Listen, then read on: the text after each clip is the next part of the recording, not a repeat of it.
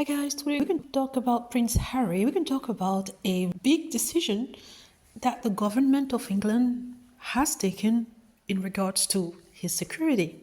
You know that Harry has been fighting with the UK, the RAVEC, about his security. He thinks that it's unfair that it's been downgraded, knowing that he's still the son of the king and he's still at risk. And the fact that he's no longer working royal hasn't changed that. He could be a target. First of all, because he's the son of the king, and also because of his service in Afghanistan. So he sued. Well, I'm not going to say sued. It wasn't really a lawsuit, right? He was just appealing a decision by the RAVEC not to provide him with ample security during his stay, especially his family stay in the UK. Right now, whenever he comes to the UK, if it's for like a personal project, he doesn't get anything.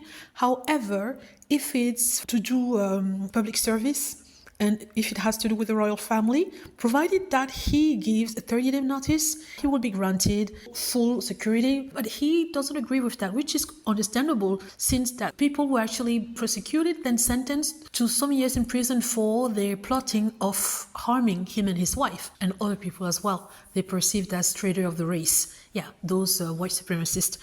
So now, what's happening? Well, basically, the Home Office has decided to do a risk assessment review of Prince Harry's situation. Well, basically, they're going to review the risk that he faces as the son of the king and so on. It's something that's normally done every 2 years for each member of the royal family. But for some reason, like Prince Harry said during his interview, they stopped doing that for him once he was no longer a working member of the royal family, which is ridiculous because he's still the son of the king. It's not like he's asking to get security when he's in the United States. No, it's only whenever he comes to the UK, and he wants to come to the UK with his family.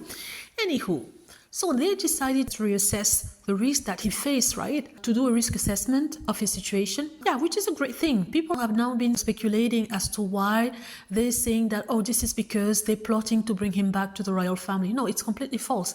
It's Prince Harry who contacted Shabana Mahmood, who is the Home Secretary in the UK. He sent her a letter asking for a review of his situation. It was back in October 2025 that he sent the letter to Shabana Mahmood. So she's the Home Secretary, like I said. It was a heartfelt letter to ask for a review and full risk assessments of his UK security arrangements, right? He might have actually got, and she's granted, I'm speculating here, she's granted his request. So it's not something that comes out of the blue. It's not a conspiracy to bring Harry back into the fold. He took a gamble to write to the new Home Secretary, and it worked.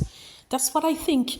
Yeah, let's wait and see what's going to happen. It's just a review. It's not that she's giving him his security back. She's just agreed to have RAVEC review their decision and also to go ahead with the risk assessment of his situation, which they had so far refused to do. Anywho, so good luck, Prince Harry.